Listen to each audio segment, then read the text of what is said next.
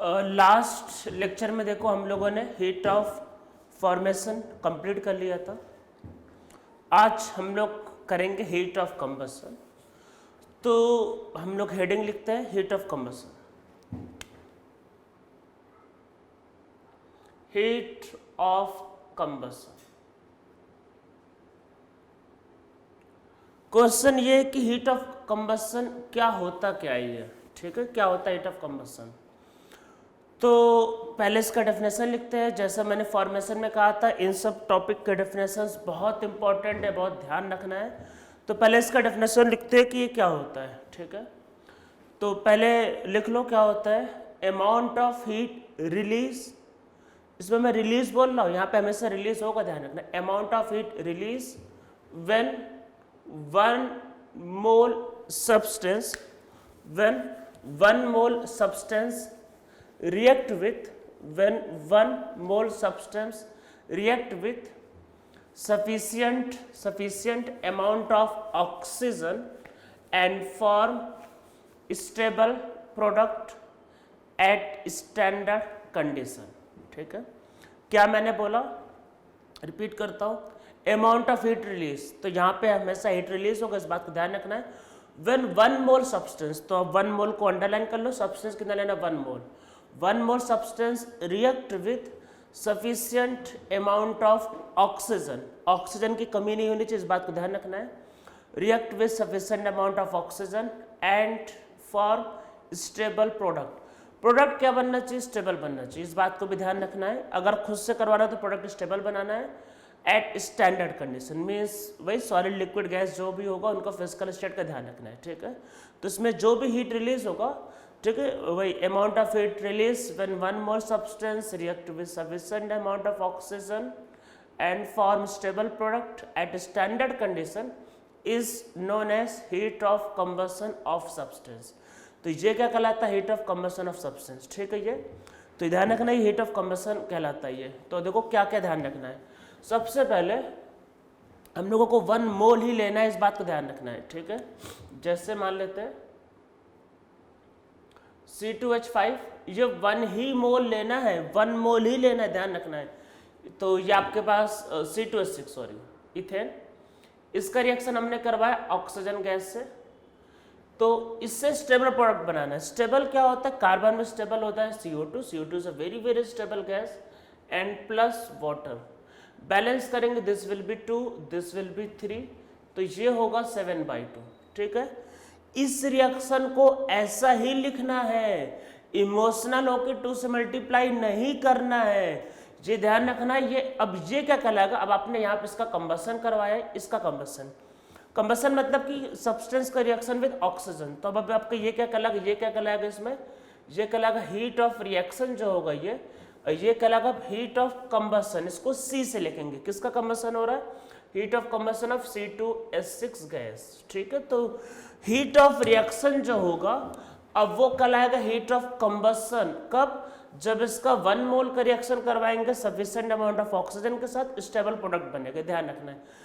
अगर आप CO बनाते तो ये कंबशन नहीं कहलाएगा। तो खुद से क्या होगा, खुद से आपको स्टेबल प्रोडक्ट बनाने के लिए बोला है, तो आप अगर आपको खुद से बनाना है तो आप स्टेबल प्रोडक्ट ही फॉर्म करोगे, इस बात का ध्यान रखना है, ठीक है। तो ये आपका होता है heat of combustion. Heat of combustion में इस बात को ध्यान रखना है, हमेशा हीट रिलीज होगा। मान लो जैसे आपको बोला heat of combustion of ethane is 100 kilo joule, और आपको प्लस माइनस नहीं दिया है, तो इस बात का ध्यान रखना है कि हीट ऑफ कंबशन है तो हीट रिलीज होगा, तो उसको -100 लेके क्वेश्चंस को सॉल्व करना है। हीट ऑफ कंबशन में ऑलवेज हीट रिलीज होता है, तो उसको आपको मतलब आपको माइनस साइन के को लेके ही सॉल्व करना है, ठीक है। तो इसमें नीचे लिखो, नीचे नोट करके लिखो, मैं कुछ इंपॉर्टेंट बात बताने जा रहा हूँ। इसमें नीचे लिखो कि लिखो इन heat of combustion heat is always released, तो हीट यहाँ पे हमेशा रिलीज होगा। अगर किसी रिएक्शन में हीट रिलीज नहीं होगा तो उसको बोलेंगे कि उसका कंबशन नहीं हुआ है, ठीक है। तो उसमें अब देखो सारे के सारे एलिमेंट ऑक्सीजन के साथ रिएक्शन करके हीट रिलीज कर दे, ऐसा होगा नहीं, कोई ना कोई तो भाई अलग चलेगा ही चलेगा, ठीक है। सब ऑक्सीजन की बात मान ले, सब हीट रिलीज करे, ऐसा नहीं होगा। तो दो एलिमेंट इसको फॉलो नहीं करते, एक है नाइट्रोजन, दूसरा है फ्लोरीन। तो नाइट्रोजन और फ्लोरीन का अगर आप रिएक्शन करवाते हो किसके, ऑक्सीजन के साथ, तो हीट, आप पहले तो बोलोगे कंबशन नहीं होता है, यही बोला जाता है, या आपने जबरदस्ती किया, आपने बोला है कि भाई नहीं करवाना है, मतलब होता है ना कसम खाया कि रिएक्शन करवाना है, तो उस केस में हीट रिलीज तो होगी नहीं, उल्टा आपको देना पड़ेगा, ठीक है। तो कंबशन में क्या होता है, जब हीट रिलीज होता है तभी कंबशन बोलते, तो आप इसमें हीट रिलीज नहीं हो रहा तो आप इसको कंबशन नहीं बोल सकते हो। एक्चुअल में लिखा तो यही रहता है कि combustion of nitrogen and fluorine does not take place, इनका कंबशन नहीं होता, या फिर अगर करवाओगे रिएक्शन तो आपको उल्टा हीट देना पड़ेगा, हीट रिलीज नहीं होगा। तो इसमें नीचे लिखो, इसमें नीचे लिखो combustion of nitrogen and fluorine does not take place. Combustion of nitrogen and fluorine does not take place if nitrogen and fluorine react with oxygen, then heat is not released, and these reactions are endothermic reaction. Then heat are not released and these reaction are endothermic reaction. तो देखो है क्या, nitrogen में triple bond होता है जिसको तोड़ना बहुत मुश्किल है, बहुत चैलेंजिंग, ये टूट नहीं सकता है। तो अगर आप नाइट्रोजन का रिएक्शन ऑक्सीजन के साथ करोगे, बहुत मेहनत करोगे तो इनो बन जाएगा, पर ये हीट ऑफ कंबशन वैसे कहलाता नहीं, बस मैं बोलना ये चाह रहा हूँ कि एंडोथर्मिक होता है, ठीक है। वैसे होता बहुत मुश्किल से होगा, करवाओगे तो एंडोथर्मिक होगा, आपको उल्टा हीट देना पड़ता है। तो इसमें नीचे लिखो in nitrogen triple bond is present, so very large amount of energy required for this reaction, so this reaction is endothermic. अरे ट्रिपल बॉन्ड तोड़ना एनर्जी देना पड़ेगा, तो एनर्जी देना पड़ा ना, और तो एंडोथर्मिक हो गया। और फ्लोरीन के केस में ऑक्सीजन सब पे भारी है, oxygen second most electronegative element है, पर ऑक्सीजन का भी बाप है फ्लोरीन, उससे ज्यादा इलेक्ट्रोनेगेटिव, वो ज्यादा इलेक्ट्रोनेगेटिव है तो एनर्जी यहाँ पे रिलीज फिर नहीं होगी, उससे भी वो ऊपर है वो। तो अब ऐसे केस में क्या होगा, आप मान लो बना भी लोगे, सपोज करो आपने बना लिया O2F2, या आपने मान लेते हैं ऐसा कर लिया, या फिर आपने 2F2 प्लस O2 से बना दिया 2 टाइम, वैसे ये हाफ इसको लेना पड़ेगा, अरे आपने OF2 बना दिया, तो दोनों के दोनों केस में एंडोथर्मिक है, हीट रिलीज नहीं होता, ठीक है। तो इसमें नीचे लिखो electronegativity of fluorine is more than the oxygen, oxygen से भी ऊपर है वो, ठीक है। Electronegative of fluorine is more than the oxygen, so in this reaction heat is absorbed. तो यहाँ पे हीट एब्सॉर्ब होता है, हीट रिलीज नहीं होता है, इस बात को ध्यान रखना है। तो क्या क्या ध्यान रखना है कि सारे के सारे रिएक्शंस में हीट रिलीज होता है, पर दो के केस में हीट रिलीज नहीं होता है, एक नाइट्रोजन और एक फ्लोरीन। तो नॉर्मली बोला ही जाता है कि इनका कंबशन नहीं होता, कंबशन का मतलब हीट रिलीज होना चाहिए, इनका कंबशन नहीं होता, ठीक है। बाकी सबका कंबशन होता है। तो कंबशन में क्या होता है, 1 मोल का reaction sufficient amount of oxygen के साथ करना रहता है, ठीक है।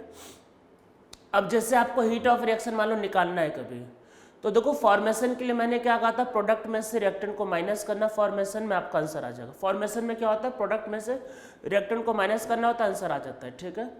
कंबशन में भी कुछ ऐसा लिख सकते हैं, पर मैं आपको सजेस्ट नहीं करूंगा। मतलब क्यों नहीं करूंगा, देखो आप अगर ऐसी चीजों को ज्यादा लिख लोगे तो आप फिर कंफ्यूज हो जाओगे, फिर आपको कभी ध्यान नहीं आएगा कि कभी, क्योंकि कंबशन में क्या होता है रिएक्टेंट में से प्रोडक्ट माइनस, तो आपको ध्यान नहीं आएगा, कभी सर ने बोला प्रोडक्ट में से रिएक्टेंट माइनस, कभी बोला रिएक्टेंट में से मतलब कभी बोला है प्रोडक्ट में से रिएक्टेंट माइनस करो, कभी बोला रिएक्टेंट में से प्रोडक्ट माइनस करो, आपको समझ ही नहीं आएगा। तो मैं आपको कंबशन के लिए कोई भी शॉर्टकट ट्रिक याद करने के लिए नहीं बोलूंगा। तो हम लोग इसमें क्या करेंगे, इसमें पूरा क्या करेंगे, पूरा रिएक्शंस को लिख कर सॉल्व करेंगे। जैसे चलो पहले कुछ एग्जांपल समझ लो, जैसे मान लो एक रिएक्शन लिखा है H2 प्लस हाफ O2 और इससे बनता है H2O लिक्विड, ठीक है। इसको समझो क्या क्या है, हीट ऑफ रिएक्शन है ये, ठीक है। यहां पे देखो हाइड्रोजन 1 मोल, हाइड्रोजन 1 मोल है, तो 1 मोल हाइड्रोजन का रिएक्शन ऑक्सीजन के साथ हुआ, ठीक है। मतलब यहां पे क्या हो रहा है, हाइड्रोजन का कंबशन, ठीक है, हाइड्रोजन का कंबसन हो रहा है, अरे 1 मोल हाइड्रोजन के रिएक्शन ऑक्सीजन के साथ हो रहा है और इससे क्या बना है, वाटर, स्टेबल मॉलिक्यूल। तो ये क्या कहलाएगा, ये कहलाएगा आपके पास, ये कहला सकता है heat of combustion of H2, ठीक है। और ऐसा कोई रूल तो है नहीं कि जो कंबसन होगा किसी का वो फॉर्मेशन नहीं हो सकता। अब इसको देखो, पहले इसको ध्यान से देखो, कंबसन में कहा था 1 मोल होना चाहिए, 1 मोल का है reaction sufficient amount of oxygen से स्टेबल प्रोडक्ट, तो अब वही 1 मोल है क्या, हाइड्रोजन, तो ये क्या कहलाएगा, heat of combustion of hydrogen, ठीक है। अच्छा, इस रिएक्शन में देखो ये भी तो हो रहा है कि 1 मोल वाटर बनना है, 1 मोल वाटर बनना है किससे, एलिमेंट से, तो लास्ट लेक्चर में जो बताया था उसके हिसाब से तो ये हो सकता है heat of reaction, heat of formation of H2O liquid. तो ये reaction heat of formation of liquid, मतलब ये reaction heat of combustion of hydrogen भी इंडिकेट करता है, ये reaction heat of combustion of water भी इंडिकेट करता है। ऐसा कोई रूल थोड़ी ना है जो कंबसन होगा फॉर्मेशन नहीं होगा, ऐसा भी हो सकता है, हाइड्रोजन का कंबसन या वाटर का फॉर्मेशन, ठीक है, ऐसा भी हो सकता है। जैसे एक और लिख लेते हैं, ग्राफाइट प्लस O2, इससे बनेगा CO2 गैस। ये क्या है, ग्राफाइट, अरे फॉर्मेशन में स्टैंडर्ड एलिमेंट ग्राफाइट था, तो ये हीट ऑफ रिएक्शन जो होगा वो heat of formation of CO2 gas भी कहला सकता है। और देखो यहाँ पे हमने क्या किया, यहाँ पे ग्राफाइट का रिएक्शन ऑक्सीजन के साथ किया, मतलब ग्राफाइट का कंबसन, तो ये भी कहला सकता है heat of combustion of graphite, ठीक है। देखने का नजरिया है, अब आप क्या देखना चाहते हो, कंबसन, इसका पॉइंट ऑफ व्यू से देखोगे तो इसका कंबसन हो रहा है, इसका पॉइंट ऑफ व्यू से देखोगे तो इसका फॉर्मेशन हो रहा है, ठीक है। तो कई बार किसी का कंबसन किसी का फॉर्मेशन भी हो सकता है, ठीक है। इन बातों को ध्यान रखना है कि ऐसा भी होता है। तो हम लोग चलो कुछ एक न्यूमेरिकल करते हैं, तो देखो एक क्वेश्चन लिखते हैं,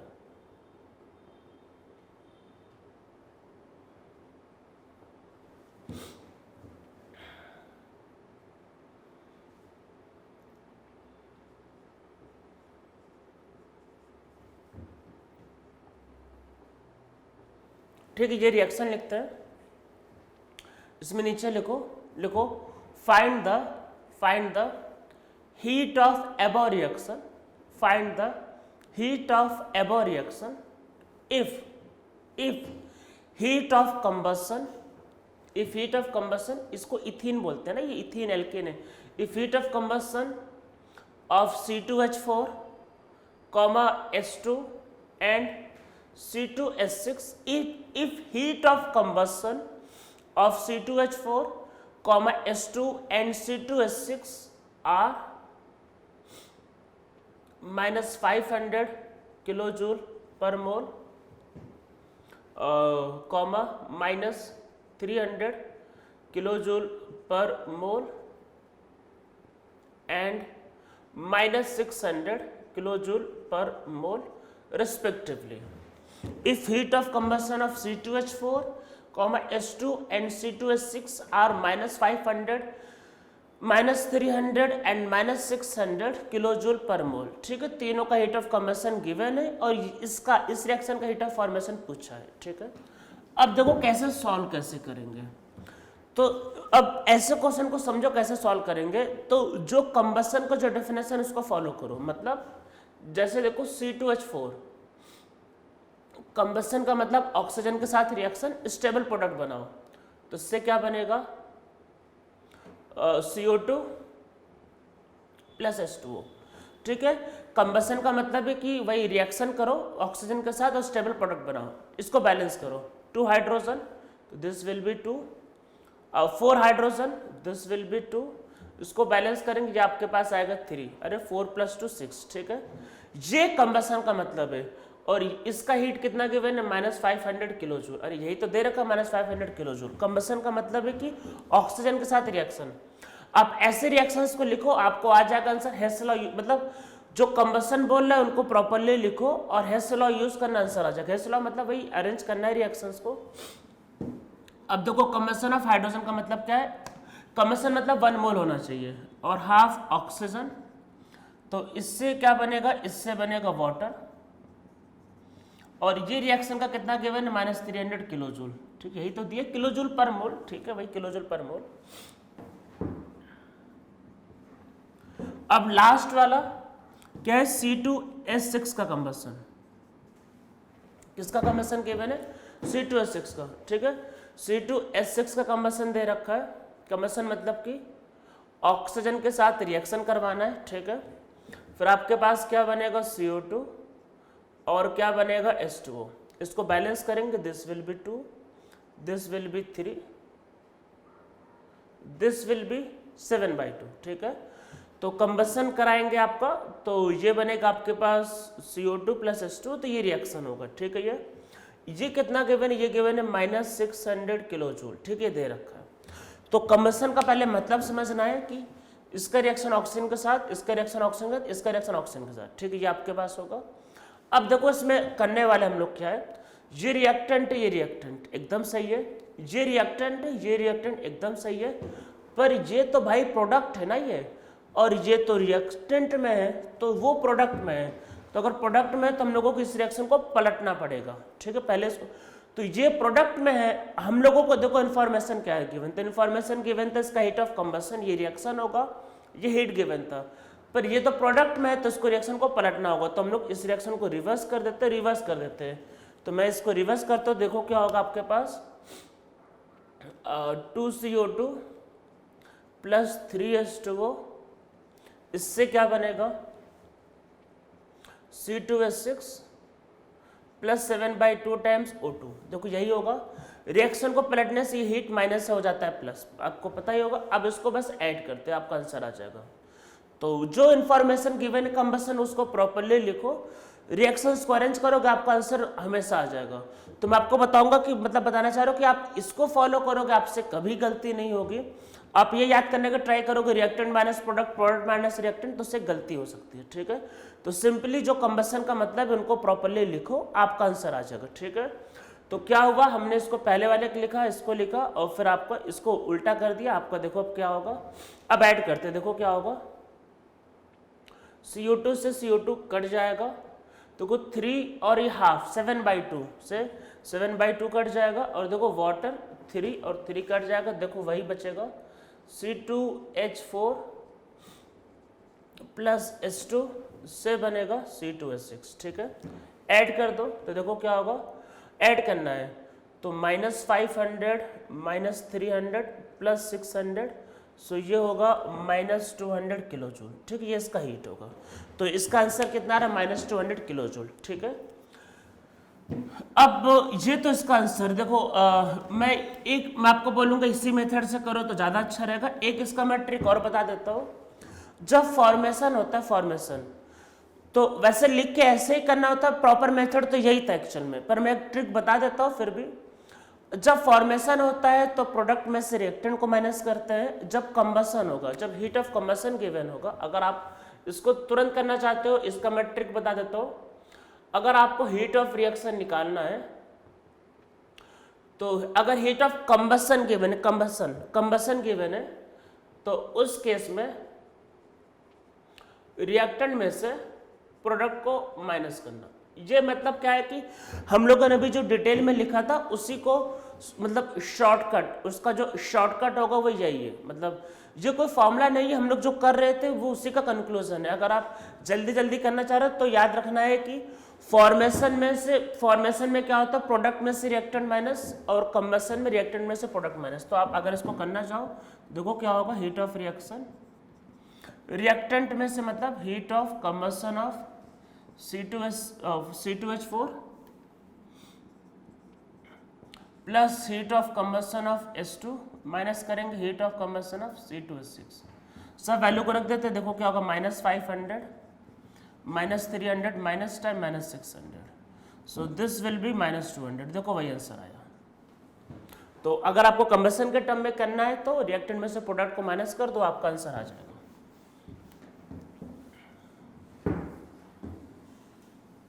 ठीक है, समझ में आपको आ रहा होगा कि इसमें क्या किया, इस तरीके से इसको सॉल्व करते हैं।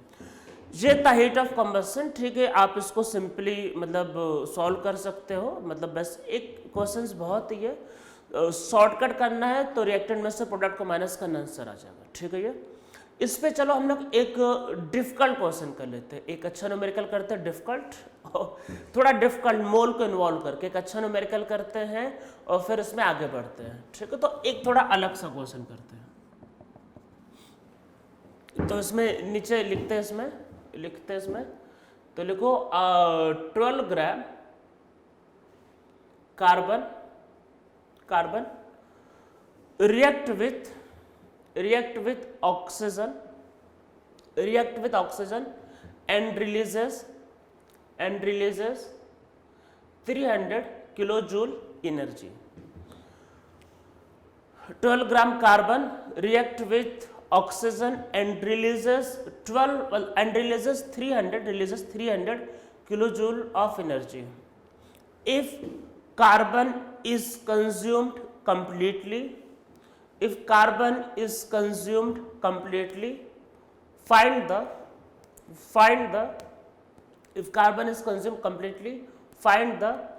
amount of oxygen consumed.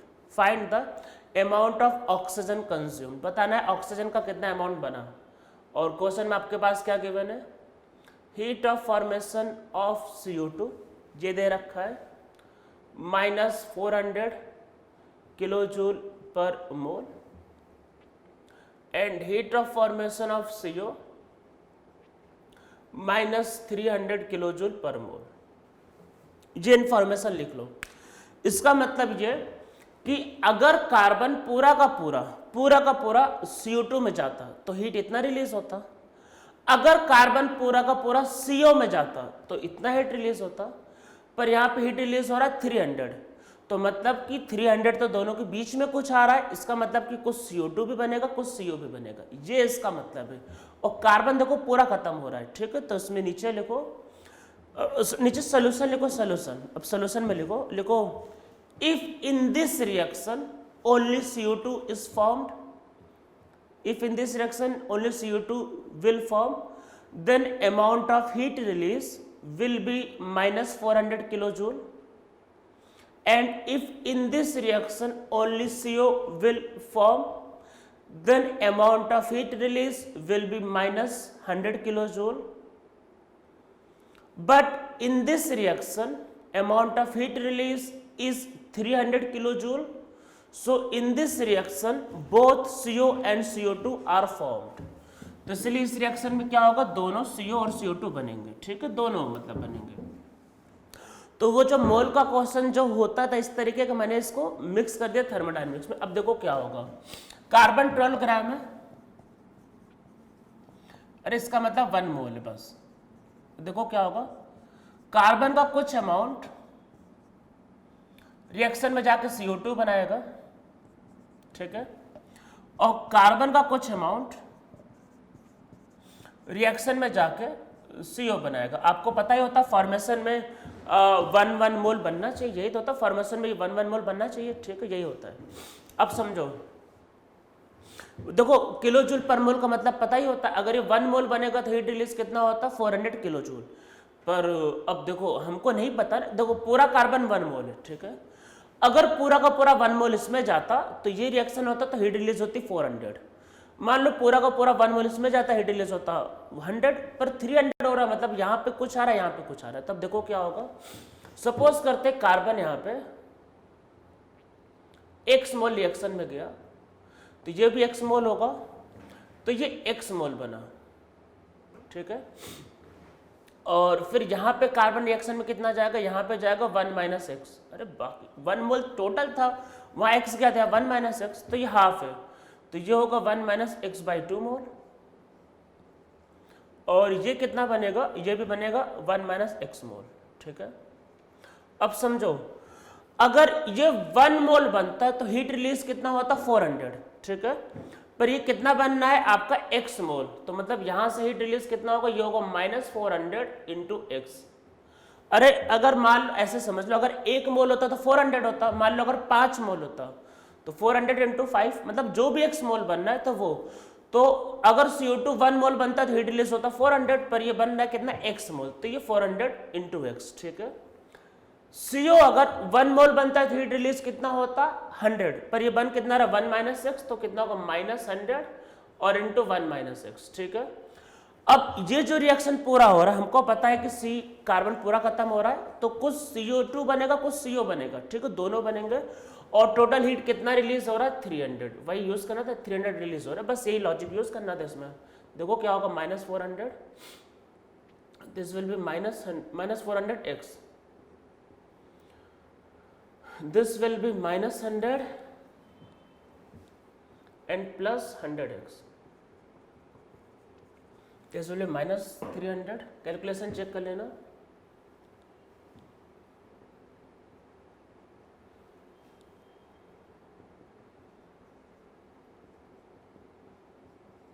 x is 2/3, x 2/3 आपको बोल रहा है इसमें, ठीक है। तो 2/3 का मतलब ये है कि ये 2/3 है, मतलब कि यहाँ से आपके पास बनता है आपका 266 और यहाँ से 1/3, ठीक, सही, 2/3 सब कुछ है। तो देखो ऑक्सीजन हमको पूछा क्वेश्चन में टोटल ऑक्सीजन, तो ऑक्सीजन का देखो मोल कितना होगा, ऊपर ऑक्सीजन है x और नीचे ऑक्सीजन कितना है 1 - x/2, ठीक है। वैल्यू पुट करते देखो क्या होगा 2/3 प्लस क्या होगा, प्लस इसको हाफ में कर देता हूँ, हाफ, ठीक है ये, और बल्कि मैं इसको यही रखता हूँ, इसको 2/3 को यहाँ पर रख दो, तो 1 - 2/3 होगा 1/3, तो ये 1/6, 1 - 2/3 1/3, नीचे 2 से डिवाइड है तो 1/6, तो ये कितना आया, ये आया 6, तो ऊपर होगा 4, तो ये आया 5/6, मेरे हिसाब से 5/6 आ रहा है। अरे 6 कॉमन लिया तो ये 4 और +1 5/6, ये तो उसका मोल आया। अगर आंसर मास में गिवन है तो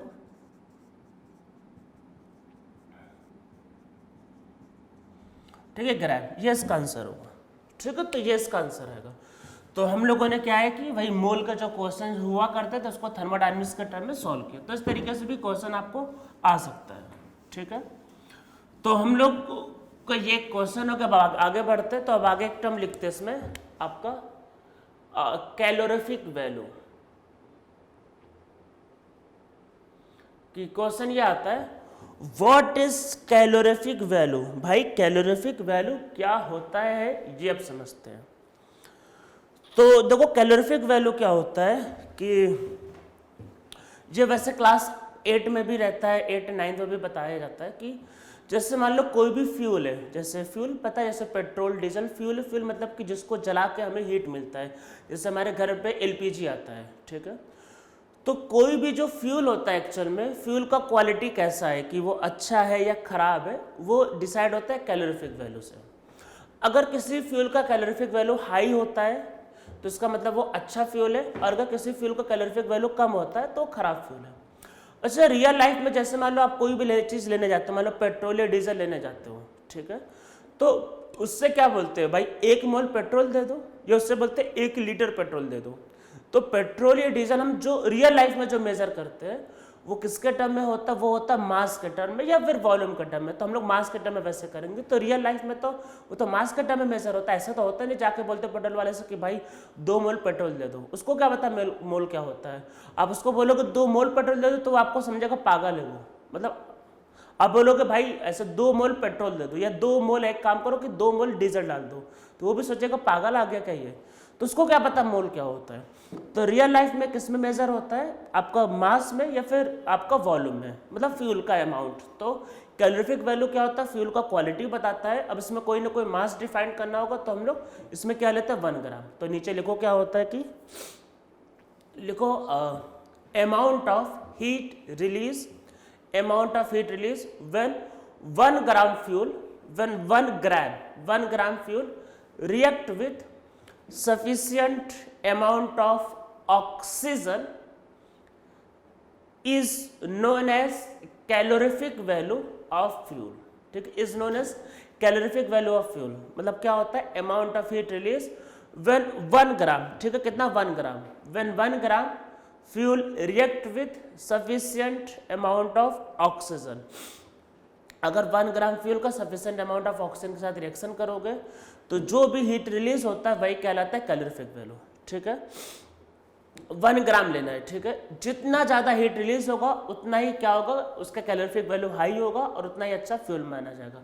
तो इसमें नेक्स्ट लाइन से लिखो as calorific value of fuel increases, as calorific value of fuel increases quality of fuel also increases. बोलते हैं ना भाई अच्छा फ्यूल है खराब फ्यूल है, तो जैसे काउ डंक हो गया, वुड हो गया, तो इन सबका कैलोरीफिक वैल्यू काफ़ी लो होता है, तो इसलिए ये अच्छे फ्यूल नहीं माने जाते हैं। केरोसिन का थोड़ा अच्छा होता है, एलपीजी का और अच्छा होता है, तो इसलिए ये सब अच्छे फ्यूल माने जाते हैं। तो जितना ज़्यादा कैलोरीफिक वैल्यू हाई होगा वो उतना ही अच्छा क्या होगा, फ्यूल माना जाता है, ठीक है। तो as calorific value of fuel increases quality of fuel also increases, ठीक है। सबसे बेस्ट फ्यूल कौन सा माना जाता है, सबसे बेस्ट फ्यूल वैसे माना जाता है हाइड्रोजन गैस। हाइड्रोजन गैस सबसे लाइटेस्ट गैस है, तो 1 ग्राम में उसके मोल ज़्यादा होंगे। अरे मोल ज़्यादा होंगे तो क्वालिटी ऑफ फ्यूल बेस्ट होता है। तो इसमें नीचे लिखो among all the fuels, among all the fuel hydrogen guys have highest calorific value. H2 gas याद रखना है, hydrogen guys have highest calorific value, ठीक है। अब हाइड्रोकार्बन का कई बार कंपेयर करने के लिए आएगा, तो कैलोरीफिक वैल्यू ध्यान रखना है, ये मोल के टर्म में नहीं हो रहा, हीट ऑफ कंबशन की बात नहीं हो रही, ये कैलोरीफिक वैल्यू की बात हो रही है। तो 1 ग्राम लेना, 1 ग्राम, तो जब मॉलिक्यूलर वेट बढ़ता है तो इवन उल्टा मोल कम होने लगता है, ठीक है। तो इसमें क्या होता है ध्यान रखना है फॉर हाइड्रोकार्बन। मैं आपको एक ट्रिक बता रहा हूं, वो ध्यान रखना। Find H/C ratio for hydrocarbon, find H/C ratio, ठीक है। As normally petrol, diesel, kerosene सब हाइड्रोकार्बन ही होते हैं, ठीक है। एलपीजी सब यही होता है। As H/C ratio increases calorific value of hydrocarbon also increases, calorific value of hydrocarbon also increases. सबसे ज्यादा होता है H2 का, उससे कम होता है फिर मीथेन, उससे कम इथेन, उससे कम प्रोपेन। ये मैं कैलोरीफिक वैल्यू लिख रहा हूं, आपका ध्यान रखना। तो उससे कम प्रोपेन, उससे कम ब्यूटेन, ठीक है, ऐसा कम होते रहता है, ठीक है। ये देखो इथेन, इससे कम मीथेन, इससे कम इथीन, इथीन इससे कम होगा। अरे H/C का रेशियो 4:1, 6:2, 3:1, 2:1, तो ये ध्यान, और इससे कम इथाइन, तो ये ध्यान रखना कि H/C के रेशियो से कैलोरीफिक वैल्यू आ जाती है, ठीक है। तो इस तरीके से होता है। तो ये आपका होगा कैलोरीफिक वैल्यू, ठीक है। मैं यहाँ पे ये इस बात को ध्यान रखना, हीट ऑफ कंबशन के बारे में नहीं बोल रहा। अगर आप हीट ऑफ कंबशन की बात करो, देखो हीट ऑफ कंबशन का मतलब होता है 1 मोल, 1 मोल। अब जैसे 1 मोल लेना है यहाँ पे अमाउंट में 1 मोल, तो वैसे केस में क्या होता है, जैसे जैसे मास बढ़ता है, मॉलिक्यूलर वेट बढ़ता है, हीट ऑफ कंबशन ज़्यादा होता है।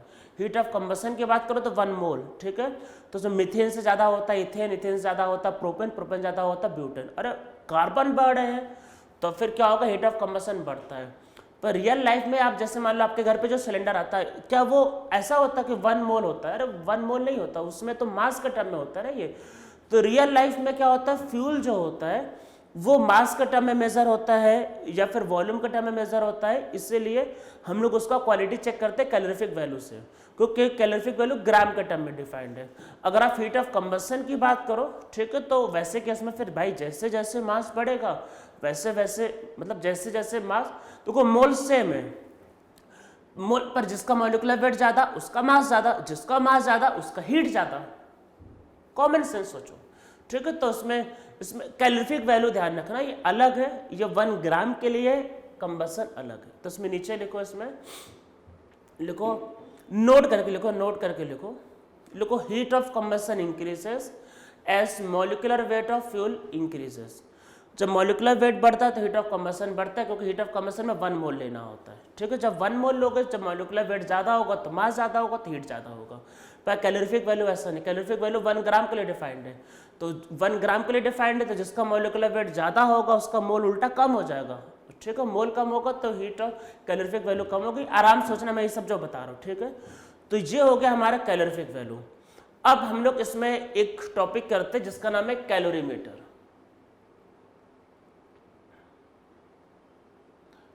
कैलोरीमीटर जिसको कई बार बोल देते हैं बॉम्ब कैलोरीमीटर। अरे बॉम्ब मतलब कि अंदर फ्यूल का धमाका होता है मतलब हीट रिलीज, इसलिए उसको बोलते हैं कई बार बॉम्ब कैलोरीमीटर।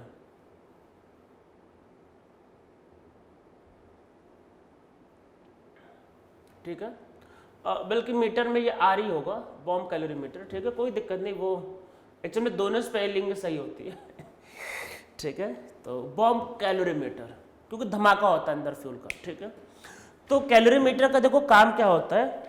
एक्चुअल में कैलोरीमीटर जो होता है हम लोगों को ये बताता है कि किसी भी फ्यूल का क्वालिटी कैसा है। मतलब कि पहली बात तो जैसे मान लो कि जैसे कोई भी मान लो इथेन, मीथेन, पेट्रोल, डीजल कुछ भी है, तो उस फ्यूल का क्या है कैलोरीफिक वैल्यू या फिर क्या है उसका हीट ऑफ कंबशन, तो ये निकालने में आपका हेल्प करता है। ठीक है, तो अरे होता ना भाई, जैसे किसी भी फ्यूल का चेक करना है कि क्या है इसका कैलोरीफिक वैल्यू, क्या है इसका हीट ऑफ कंबशन, तो कैसे निकालते हैं कि कैसे लैब में करते हैं, तो वो होता है कैलोरीमीटर से। ठीक है, तो इसमें नीचे लिखो और लिखो calorimeter is an instrument used to determine the calorific value of a fuel and heat of combustion of a fuel। ठीक है, जो भी निकालना चाहिए निकाल सकते हो वो तो अपने रिक्वायरमेंट के हिसाब से। अगर 1 ग्राम निकालोगे, 1 ग्राम के लिए करोगे, अगर 1 ग्राम के लिए करोगे तो कैलोरीफिक वैल्यू आएगा, 1 मोल के लिए करोगे तो फिर हीट ऑफ कंबशन आएगा। तो वो तो डिपेंड करता है कि हमने क्या निकाला एक्चुअल में। ठीक है, तो देखो इसमें होता क्या, पहले आप इसमें जो मर्जी वो निकाल सकते हो। देखो इसमें होता क्या है, अगर आप एक अच्छे कॉलेज से, मतलब जैसे आईआईटी या एनआईटी से करते हो, मान लो बीटेक, स्पेशली आईआईटी से, मतलब मुझे तो भाई करवाया गया था। ठीक है, अब आप कहाँ से पढ़ोगे मुझे नहीं पता, तो भाई मुझे तो करवाया गया था। मैंने जैसे बीटेक आपको पता ही होता आईआईटी बीएचयू से किया हुआ, तो हम लोगों को कॉलेज में करवाया गया था ये।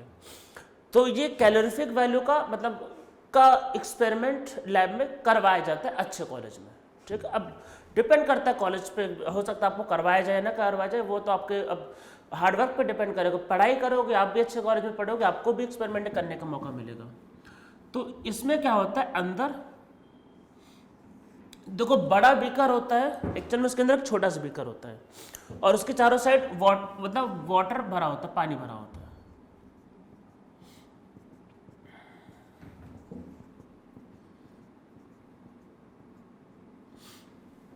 अब क्या होता है, देखो होता क्या है, हम लोगों को क्या करवाया गया था, एक अननोन फ्यूल को अंदर रखा जाता है। आपको फ्यूल क्या होगा वो नहीं बताया जाएगा। ठीक है, तो अंदर एक मतलब छोटा सा बीकर होता है, इसके अंदर आपने अननोन फ्यूल को रख दिया। ठीक है, अननोन फ्यूल। ठीक है, यहाँ पे एक थर्मामीटर लगा होता है,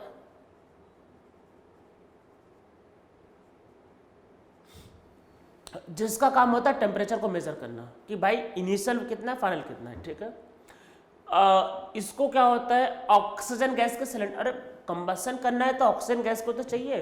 देखोगे ना ऑक्सीजन गैस के सिलेंडर वो पतले से और लंबे से होते हैं। अरे कई बार मूवीज में देखा होगा आईसीयू में जब मान लो हीरो एडमिट होता है तो उसके, या कोई भी एडमिट होता है तो उसको लगा होता है ना वो अंदर ऑक्सीजन का वो मास्क, कि अरे क्योंकि उसमें उसकी कैपेसिटी कम होती है ऑक्सीजन को लेने की, तो उसको ऑक्सीजन का सिलेंडर देते हैं ना वो कनेक्ट, वो पतला से लंबा सिलेंडर होता है। तो वैसे सिलेंडर लैब में रहते हैं एक्चुअल में, अच्छे कॉलेज में मिल जाएंगे। तो ये क्या होता है, ऑक्सीजन गैस से कनेक्टेड होता है, मतलब ऑक्सीजन गैस का सिलेंडर होता है। ठीक है, ये इसको जलाने के लिए इसमें स्पार्क प्लग भी होता है, इलेक्ट्रिकल स्पार्क। अरे स्पार्क जैसे अरे घर में गैस जलाने के लिए लाइटर में क्या होता है, स्पार्क तो निकलता है, वैसे इसमें स्पार्क दे देते हैं। ऑक्सीजन गैस होता है, स्पार्क दे देते हैं। ठीक है, अब कॉन्सेप्ट समझो क्या होता है इसमें। जब आप इस फ्यूल का कंबशन करोगे, जब इसमें आग लगा दोगे तो ये हीट को रिलीज करेगा। ये जो भी हीट रिलीज करेगा वो चारों साइड जो वाटर प्रेजेंट है उसको एब्जॉर्ब करेगा। ठीक है, जैसे कंबशन होगा तो हीट को रिलीज करेगा, तो ये जो भी हीट को रिलीज करेगा तो ये जो चारों साइड जो वाटर प्रेजेंट है उस हीट को एब्जॉर्ब करेगा। ठीक है, हीट को रिलीज करेगा, ये हीट को क्या करेगा, एब्जॉर्ब करेगा। तो इसमें बस यही लॉजिक होगा, ये जितना हीट को रिलीज करेगा उतना ही हीट को एब्जॉर्ब करेगा। अब आपको ये जो सिस्टम जो है, जैसे वाटर है, अब देखो अरे पानी गर्म होगा तो मेटल भी गर्म होगा, तो इस पूरे सिस्टम का आपको क्या होगा, इसका हीट कैपेसिटी गिवन होगा, और हीट कैपेसिटी अरे टोटल हीट कैपेसिटी गिवन होगा, और आप थर्मामीटर से क्या निकाल लोगे, देखो टेम्परेचर डिफरेंस। ऐसे समझो, मान लो इस पूरे सिस्टम का हीट कैपेसिटी गिवन 100 जूल पर केल्विन, अरे पूरा पर मोल नहीं, पूरा heat capacity, total heat capacity जाके पुराने लेक्चर में देखो आपको मिलेगा टोटल हीट कैपेसिटी। मान लो इसका हीट कैपेसिटी गिवन है 100 जूल पर केल्विन, ठीक है। टेम्परेचर सपोज करो पहले 25 डिग्री था, अब वो हो गया है 27 डिग्री, तो टेम्परेचर 2 डिग्री से राइज कर गया, ठीक है। टेम्परेचर देखो 2 डिग्री से राइज कर गया, हीट कैपेसिटी गिवन होगा, तो आपको पता चल जाएगा वाटर को कितना हीट मिला। तो हीट क्या होगा, उसका heat capacity into delta T. अब देखो वाटर जितना हीट गेन करेगा उसको हीट कौन देगा, उसको हीट देगा ये, तो ये जितना हीट गेन करेगा वो इतना हीट रिलीज करेगा। तो इससे आपको पता चल जाएगा फ्यूल ने कितना हीट रिलीज किया, और जब आपको पता चल जाएगा फ्यूल ने कितना हीट रिलीज किया तो आपको फ्यूल का क्या होगा, कैलोरीफिक वैल्यू या हीट ऑफ कंबशन मिल जाएगा। यही लॉजिक बस इसमें काम करता है। तो इसमें देखो क्या होगा आपका, मैं बताता हूँ किसमें, तो इसमें नीचे लिखो, इसमें देखो in this amount of heat released by fuel is equal to the amount of heat gained by the system। ये जो system amount of heat gained by the calorimeter system लिख लो, amount of heat gain by the calorimeter system. एक बात का ध्यान रखना, इसमें प्लस माइनस में मिस्टेक हो सकता है। ये हीट को रिलीज कर रहा है तो इसके लिए हीट माइनस साइन से होगा, और ये हीट को गेन कर रहा है तो वो प्लस साइन से। अरे हीट रिलीज माइनस साइन और हीट गेन प्लस साइन, ठीक है। इसमें तो याद रखना है, इसमें क्या होगा, हीट रिलीज्ड बाय फ्यूल ये इक्वल होगा किसके, हीट गेन बाय कैलोरीमीटर। अरे पूरा जो कैलोरीमीटर सिस्टम यही मतलब बाय कैलोरीमीटर, ठीक है। तो इससे आपको और कैलोरीमीटर के लिए क्या होगा, देखो ये जो सिस्टम है जो मतलब होगा आपके पास, मतलब ठीक है, तो आपके पास क्या होगा, जो हीट ऑफ कैलोरीमीटर जो होगा उसके लिए देखो हीट ऑफ कैलोरीमीटर क्या होगा, एक्चुअल मीटर में वैसे टी मतलब एक्चुअली दोनों करेक्ट है, आप दोनों लिखो। तो ये क्या होगा, सी इंटू डेल्टा टी। आपको टोटल हीट कैपेसिटी गिवन होगा तो देखो क्या होगा, टेम्परेचर राइज देख लोगे, टोटल हीट कैपेसिटी गिवन होगा, मल्टीप्लाई करोगे कितना हीट गेन हुआ वो आ जाएगा, जितना गेन करेगा उतना रिलीज करेगा, तो जितना रिलीज करेगा वो भी आ जाएगा, ठीक है। रिलीज वाला भी आ जाएगा, तो जब रिलीज वाला आ जाएगा तो आप फ्यूल के बारे में पता कर लोगे भाई कैसा फ्यूल है, ठीक है। तो ये आपको बस लॉजिक यूज करना है इसमें। पर ये सब करने के बाद एक बहुत बहुत इंपॉर्टेंट बात जो सब लोग मतलब जो बहुत ज़्यादा लोग भूल जाते हैं, जो ध्यान नहीं देते, जो बहुत बड़ा रीज़न होता है लोगों का क्वेश्चन, मतलब जहाँ तक भी लोग कर लेते हैं 90% बच्चे कर लेते हैं या बल्कि 95% बच्चे कर लेते हैं, पर इसमें एक बात को वो ध्यान नहीं देते जिसकी वजह से चीज़ें गलत हो जाती है। वो ये कि ये जो कैलोरीमीटर है एक्चुअल में इसका वॉल्यूम क्लोज है, ठीक है, वॉल्यूम बंद है। अगर वॉल्यूम बंद है मतलब क्लोज है तो इसका मतलब वॉल्यूम कांस्टेंट है, तो यहाँ पे जो हीट रिलीज होगा वो डेल्टा ई होगा, वो होगा चेंज इन इंटरनल एनर्जी। और आपसे क्वेश्चन में डेल्टा एच पूछेगा, तो डेल्टा ई को डेल्टा एच में कन्वर्ट करना नहीं बोलना है।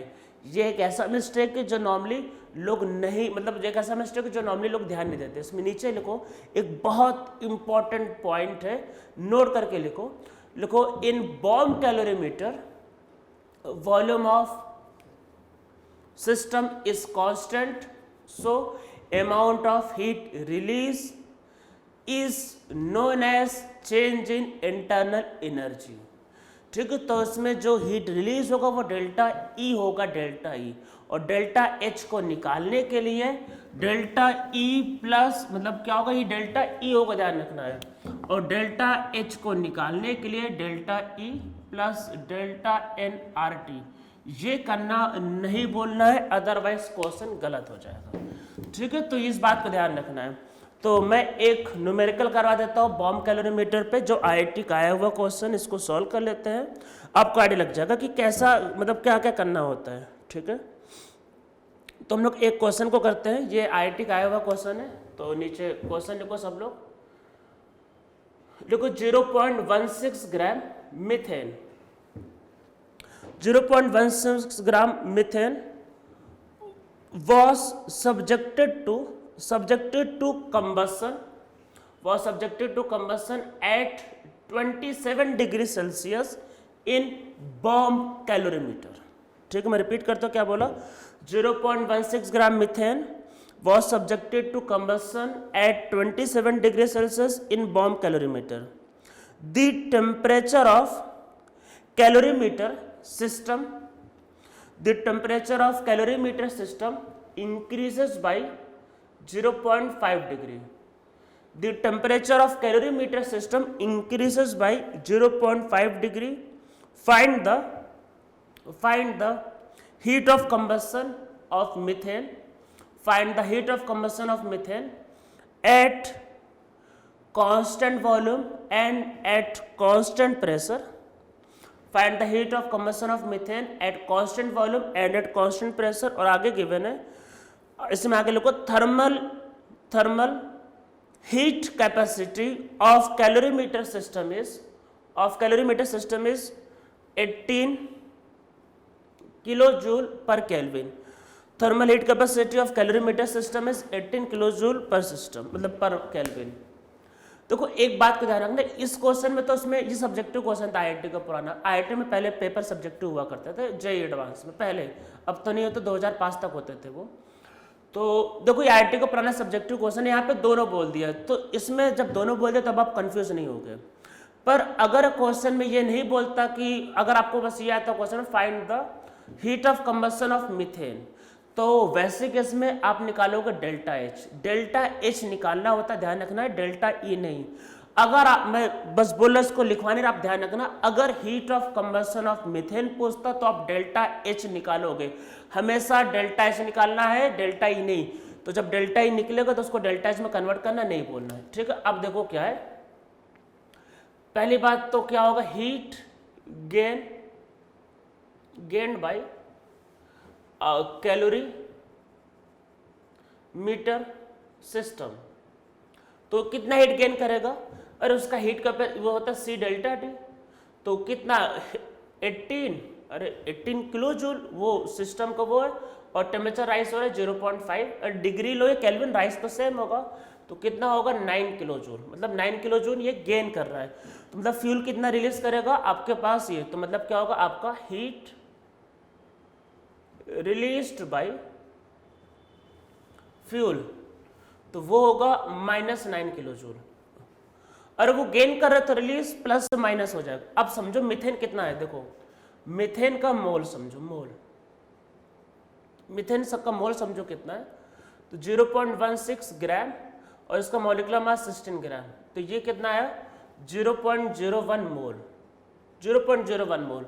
मतलब कि अगर ये 0.01 मोल होता है तब इतना हीट रिलीज करता है, इतना हीट, मतलब कि अगर 0.01 मोल मीथेन होगा तो हीट रिलीज कितना होता है, वो होता है 9 किलो जूल। अरे 9 किलो जूल का हीट रिलीज होता है। अगर 0.01 मोल है मीथेन तो हीट रिलीज कितना होगा, 9 किलो जूल का रिलीज होगा। अगर ये 1 मोल हो गया, मान लो 1 मोल मीथेन हो गया, देखो अगर इतना मोल होगा तो इतना हीट रिलीज करेगा, अगर 1 मोल होगा तो अगर 1 मोल होगा, अरे तो समझ में आपको आ ही रहा होगा, तो ये हो जाएगा -900 किलो जूल। अरे ये 100 टाइम बढ़ा तो 100 टाइम, या इसको मतलब 9 को इससे डिवाइड कर दो, आ जाएगा वो। तो देखो इतना ग्राम का मतलब कि इतना मोल, मतलब इतने मोल से इतना हीट रिलीज हो रहा है, तो 1 मोल से इतना हीट रिलीज होगा, कंबशन पूछा है। और इसमें क्या होता है, इसमें वॉल्यूम कांस्टेंट होता है, तो वॉल्यूम, अरे कैलोरीमीटर में वॉल्यूम कांस्टेंट होता है, इसका मतलब कि ये क्या है आपका, ये क्या है आपका डेल्टा ई, इसका मतलब कि heat release at constant volume will be delta E, और इसकी वैल्यू आ रही है -900 किलो जूल पर मोल। ठीक है, ये इसका आपका वैल्यू पहले वाले पार्ट का। अब क्वेश्चन में ये आता है कि डेल्टा एच कैसे निकलेगा, डेल्टा एच। तो डेल्टा एच के लिए क्या है, डेल्टा एच के लिए आपको रिएक्शन को सॉल्व करना पड़ेगा, रिएक्शन को। टेम्परेचर कितना 27 दिया था ना ये, हाँ, रिएक्शन को सॉल्व। अब रिएक्शन क्या होगा, रिएक्शन देखो क्या होगा, CH4 gas plus oxygen gas, इससे क्या बनता है CO2 गैस, और प्लस वाटर लिक्विड। अरे भाई टेम्परेचर 27 पे वाटर लिक्विड होगा ना, तो इसका देखो डेल्टा एन, प्रोडक्ट में एक ही गैस है, रिएक्टेंट में 3 गैस है, तो -2, तो इसका डेल्टा एन -2 आएगा। अरे वाटर लिक्विड है, ये रिएक्शन खुद से लिखना पड़ेगा। देखो मैंने कांस्टेंट वॉल्यूम वाला बोल दिया है, पर नॉर्मली क्वेश्चन में आता है find the heat of combustion of fuel, तो डेल्टा एच ही निकालना है, ये ध्यान रखना है। तो उसमें रिएक्शन आपको लिखना पड़ेगा। नॉर्मली फ्यूल ऐसा देगा जिसका आप हीट ऑफ कंबशन खुद से लिख सकते हो, रिएक्शन लिख के नहीं आता, आप खुद से लिख लोगे रिएक्शन, ऐसा दिया जाता है। तो देखो डेल्टा एच क्या होगा, वो होगा delta E plus delta N R into T. तो डेल्टा एच क्या होगा, delta E plus delta N R into, तो ये होगा 900 किलो जूल है प्लस डेल्टा एन की वैल्यू। तो देखो डेल्टा एन क्या आ रहा है -2। इसमें ऑप्शन बहुत क्लोज दिए जाते हैं, ध्यान रखना। तो ये -2 होगा, -2, आर की वैल्यू 25/3, अरे आर 25/3 होगा, ठीक है। टेम्परेचर डिग्री सेल्सियस, इसको केल्विन में लेंगे, सो ये कितना होगा 300 केल्विन और अपॉन अरे अपॉन 1000 क्यों, अरे भाई ये किलो जूल है ना, तो इसको भी किलो जूल में कन्वर्ट करना पड़ेगा क्योंकि, तो 1000 से डिवाइड करना होगा। तो देखो क्या होगा,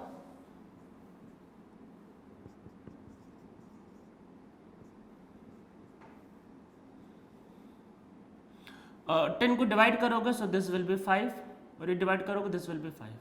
सो ये आपके पास -5 आ रहा है ना, ये प्लस प्लस माइनस, तो ये आया -905 किलो जूल पर मोल। तो इसका क्या होगा, heat of combustion at constant pressure, और ये होगा heat of combustion at constant volume, ठीक है। तो ये इसका डेल्टा ई और डेल्टा एच होगा। तो ये हम लोगों को हो गया हीट ऑफ कंबशन। अब हम लोग नेक्स्ट टर्न पे पढ़ेंगे heat of neutralisation and bond energy के बारे में।